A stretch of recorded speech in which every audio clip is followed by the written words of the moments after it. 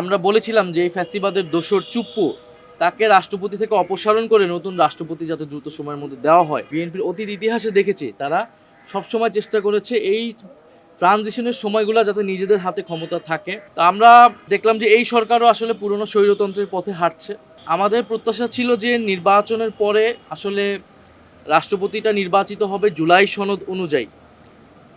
আমাদের গণভোটের যে ম্যান্ডেট জনগণ দিয়েছে, 70% জনগণ আমাদেরকে দিয়েছিল, সেই জুলাই সনদ বাস্তবায়িত হবে, সংবিধান সংস্কার পরিষদ হবে।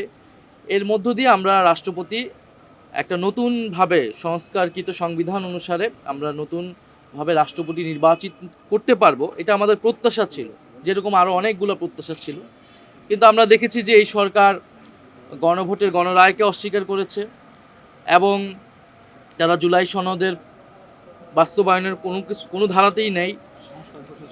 সংস্কার পরিষদের শপথ তারা নেয়নি, অধিবেশন ডাকেনি এবং সকল প্রতিষ্ঠানকে তারা দলীয়করণ করছে, নির্বাচন কমিশনকে দলীয়করণ করছে। আমাদের যেটা বিএনপির গত 16 বছর আমাদের যে লড়াই ছিল যে শান্তিপূর্ণভাবে ক্ষমতা হস্তান্তর যাতে হয়, সেটার জন্য সবচেয়ে গুরুত্বপূর্ণ তত্ত্বাবধায়ক সরকার, নির্বাচন কমিশন।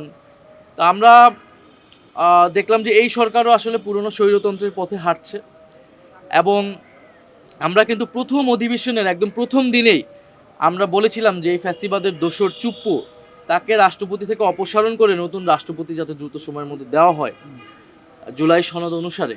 তো সেই রাষ্ট্রপতিকে তারা 6 মাস রেখে দিল এবং তাকে এখন একটা ফ্রি এক্সিট দেওয়া হচ্ছে, কোনো ধরনের বিচারের আওতায় আনা হচ্ছে না। এটাও আমাদের কাছে সন্দেহজনক।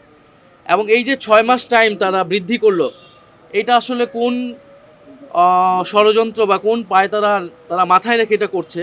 কারণ আমরা জানি পরবর্তী 5 বছর যখন অতিক্রম হবে, এই রাষ্ট্রপতি সেই সময় থাকবেন এবং তখন তত্ত্বাবধায়ক সরকার কিভাবে হবে, এই রাষ্ট্রপতি যিনি রাষ্ট্রপতি হতে যাচ্ছেন হবেন, তার ভূমিকা কি হবে, এই পুরো বিষয়টা কিন্তু জাতির সামনে একটা সন্দেহ তৈরি করে। কারণ আমরা বিএনপির অতীত ইতিহাসে দেখেছি তারা সবসময় চেষ্টা করেছে এই ট্রানজিশনের সময়গুলো যাতে নিজেদের হাতে ক্ষমতা থাকে, সেটা তারা বিভিন্ন সময় চেষ্টা করেছে এবং বাংলাদেশে অনেকগুলো রাজনৈতিক সাংবিধানিক সংকট তারা তৈরি করেছে। তো এই বিষয়গুলো আমাদের দীর্ঘমেয়াদী বিষয়গুলো আলোচনায় এসেছে এবং সেগুলো নিয়ে আমরা হয়তো আরও কথা বলবো।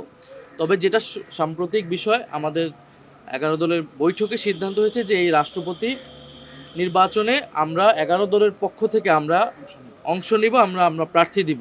যেহেতু 11 দল আমরা ঐক্যবদ্ধ আছি পার্লামেন্টে এবং বাইরে গণভোটের জন্য, সেই জায়গায় আমাদের কমন প্রার্থী থাকবে, ঐক্যবদ্ধ প্রার্থী থাকবে এবং আমরা সিদ্ধান্ত নিয়েছি আমাদের বৈঠকে আমাদের পক্ষ থেকে এই রাষ্ট্রপতি নির্বাচনে প্রার্থী হবেন আমাদের 11 দলেরই শরিক দল, এলডিপির সম্মানিত চেয়ারম্যান এবং বাংলাদেশের একজন অভিজ্ঞ রাজনীতিবিদ এবং রণাঙ্গনের মুক্তিযোদ্ধা ছিলেন, বিভিন্ন সময়ে মন্ত্রণালয়ের দায়িত্ব পালন করেছেন, বেশ কয়েকবার 6 বারের মতো তিনি জাতীয় সংসদ সদস্য নির্বাচিত হয়েছেন এবং বীর বিক্রম মুক্তিযোদ্ধা কর্নেল অলি আহমদ, উনি 11 দলের পক্ষ থেকে রাষ্ট্রপতি পদে প্রার্থী থাকবেন 11 দলের। আমরা মনে করি দেশের এই যে সংকট একটা চলছে, এই সময় দেশের যে ধরনের অভিভাবকত্ব প্রয়োজন, রাষ্ট্রপতি হিসেবে আমরা মনে করি কর্নেল অলি আহমেদ উপযুক্ত এবং